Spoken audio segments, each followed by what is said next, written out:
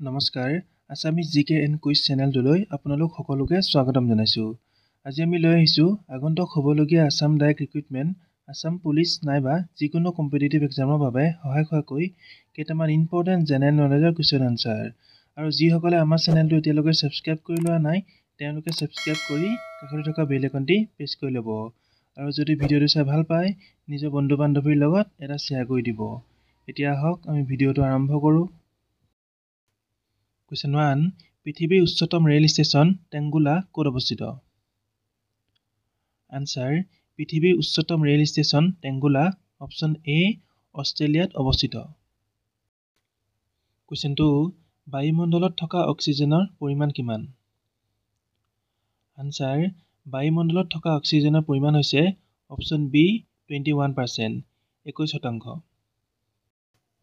Question 3. তৰাইনৰ যুদ্ধ কাৰ কাৰ মাজত হৈছিল? আনসাৰ তৰাইনৰ যুদ্ধ অপশ্যন বি মহম্মদ ঘুৰি আৰু পৃথ্বীৰাজ চৌহানৰ মাজত হৈছিল। Question 4. ভাৰতীয় মুদ্ৰাৰ পিতৃ বুলি কাক কোৱা হয়? আনসাৰ অপশ্যন বি শ্বেৰ শাহ ছুৰীক ভাৰতীয় মুদ্ৰাৰ পিতৃ বুলি কোৱা হয়। Question 5. ভাৰতৰ প্ৰাক্তন মুখ্য ন্যায়াধীশ ৰঞ্জন গগৈৰ আত্মজীৱনীখন হ'ল? Answer option A justice for the জাজ। Question 6. তলৰ কোনটো প্ৰধানমন্ত্ৰী গৰীব কল্যাণ অল্প যোজনাৰ নডেল মন্ত্ৰালয়? Answer option C ministry of finance, বিত্ত মন্ত্ৰালয়।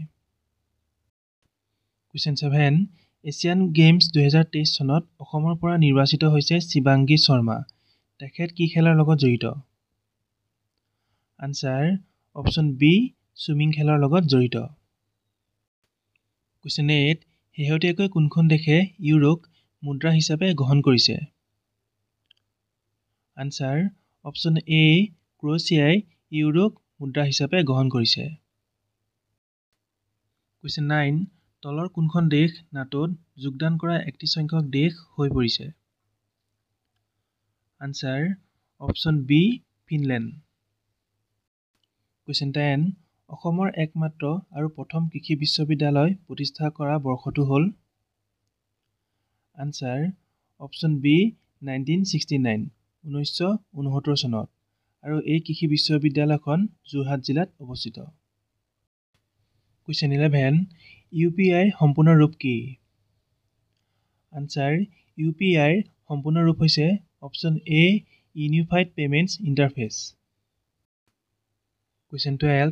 নিম্নলিখিত কোনখন ৰাজ্য কেন্দ্ৰীয় শাসিত অঞ্চলৰ লগত ডুমহল লোকনৃত্য জড়িত? Answer option D Jammu and কাশ্মীৰৰ লগত জড়িত।